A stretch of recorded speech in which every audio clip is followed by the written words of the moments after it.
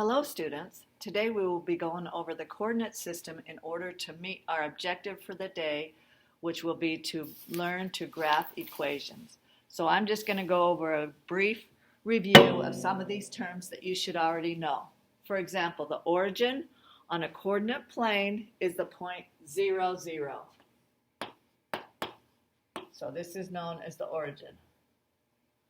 Okay, an axis divides the coordinate plane into 4 segments. So axis, you have your x and your y axis.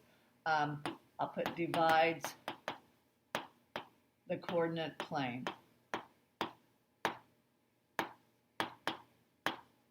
And this is our coordinate plane right here. And we have our x-axis, which is the horizontal axis. So it's the one going this way. And our y-axis is the vertical axis.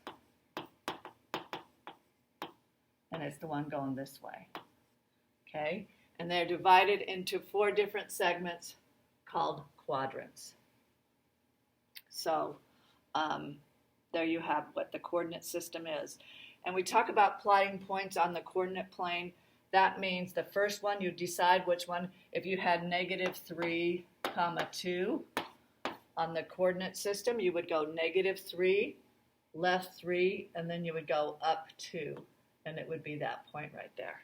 So hopefully this is just a brief review. You should have learned all of this last year and maybe even be introduced into it in 7th grade as well. So again, you have 4 quadrants in the coordinate plane, and we'll move on from there because this is a brief overview. Next one, there's a ton of stuff on this. So you may want to stop the video so you can write down some of this stuff on this particular slide. The objective is I can graph equations. So in order to graph equations, we need to review some vocabulary here. The first is y equals mx plus b. And that's the form we want our lines to be in, where m is the slope and b is the y-intercept. Usually m and b are numbers. We like m to be a fraction because it is easier to graph. And I will show you that in just a minute. Here's our slope where we remember rise over run. So it's opposite from graphing just a point. So if we have this problem, practice problem, y equals 2/3 x minus 1. This is where we start. Right here's our y-intercept. And we make sure we circle the sign in front. So that means where we start on the graph. And this is y, and this is our x-axis. Okay, so y-intercept is going to be right here at -1. Because remember, right there is 0, 0, and that's going to be the first 0, 1, 2, 3, 4, 0, -1, -2, -3, x, 0, 1, 2, 3, 0, -1, -2, -3. So we start at -1, and then here's our slope. So this tells us how many to rise, and this tells me how many to run. So if I rise 2, I go up 2, and then I go over 1, 2, 3. Now, if you wonder which direction to go, it's positive, so I move to the right. Up 2, over 3. Now, if I wanted to go down, I could go down 2, but then I have to go over this way. And then if I wanted to be fancy to join all these points, which you would just use a ruler, I could go like this and say, you know what? Join up all of those points, and then I'm done with my line. I have graphed that equation. It's that simple, okay? I could plot some points on there, so we could check it by putting 0 in for x.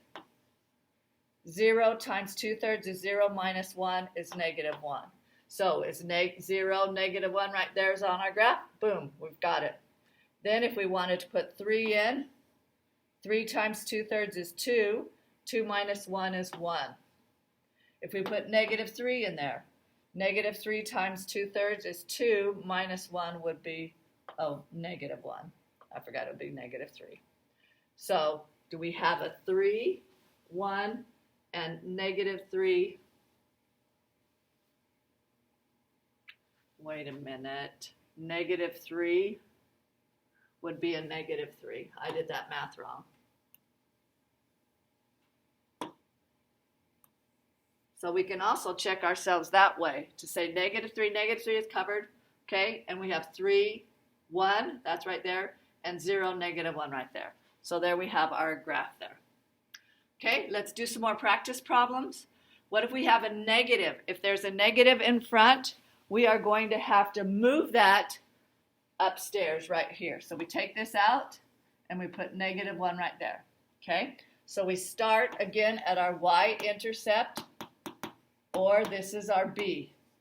At 3, on y-intercept means it has to be on the y-axis. We're starting at 3. Always start there. Then it says rise over run for our slope. Whatever's in front of x is going to be our slope. So we rise negative 1, so that's down 1, and then we run 2. Down 1, run 2. Down 1, run 2. I could go this way, up 1, run 2, up 1, run 2. And then I could use my handy dandy tool over here, and I could connect the points.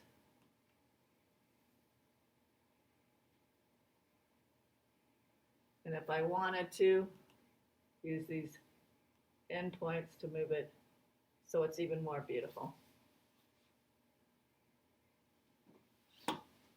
And then I could check my points on an XYT chart.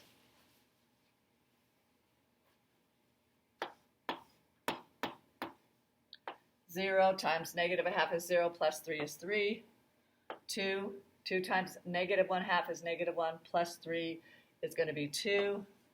And then if I put negative 2 in there, negative 2, that would give me 4. Because that would give me a positive 1 plus 3 is going to be 4. And then I could check my graph over there and make sure that we've graphed it properly, and I'll move on. Okay, now we're going to do a couple of homework problems. Y equals 2/3 x plus 1. We start right here. This is our b, or our y-intercept. And again, this is y, this is x. Start at 1. On the y-axis, then we go rise 2 and run 3. 1, 2.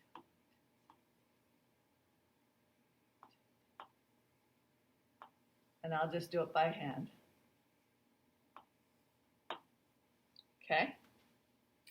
And I wanted to also go over slope. If it's this direction, going up and to the right, it's a positive slope. Down and to the right, it's a negative slope. If it's like that, it's a 0 slope. And I think of the horizon on that. We'll go over one like that. And over here is undefined slope, also known as no slope. But we usually say undefined. Okay. All right, we'll go on to the next one. Okay, on number 5, it's y equals 5. So if we have our graph here, y equals 5, we're like, what is the slope? There's no x. Well, when there's no x, you could say y equals 0x plus 5. So we start at our y-intercept, 5. And if we wanted to, we could put 0 over 1 or 0 over 2, rise over run. So we could rise 0 and run 1, rise 0, run 2. Either way, make sure you put your arrows at each end to show that it goes on forever. And there you have it. That's when you have a 0 slope, when there's no x. That's what you do. It's going to be 0 slope. It's going to be a horizontal line. Okay, what if there's no b? Well, you could always write it y equals 5/3 x plus 0. So where do we start? B, 0, 0. And then we rise 5, because this is our slope in front of x, and we run 3. 1, 2, 3, 4, 5, 1, 2, 3. 1, 2, 3, 4, 5, 1, 2, 3. And then make it as straight as you can and go through your points. And we're done. There's your graph for that. Okay, so what if on number 9 it's x equals -3 and there's no y? If there's no y, that means it's an undefined slope. Do you remember what that was? Okay, if x is -3, if we did our XYT chart, x has to be -3. That means y can be anything. And I usually like 3 points on my graph. So -3, 0, right here. -3, 1. -3, -1. So what does our graph look like? And again, I'm going back to the beautiful graph here. And we're done. So that's undefined slope. And the way I remember that usually is I'll put like a guy up here on the edge of this cliff. And if he falls down, he's undefined down here. That may be a little morbid, but it helps me remember what undefined is, and maybe it'll help you. Okay, going on to the next one. Okay, here's your homework. First half, gold worksheet, both sides. Second half, we'll do the pink worksheet, and I'll do a different video for the pink one. Good luck, students. Have fun.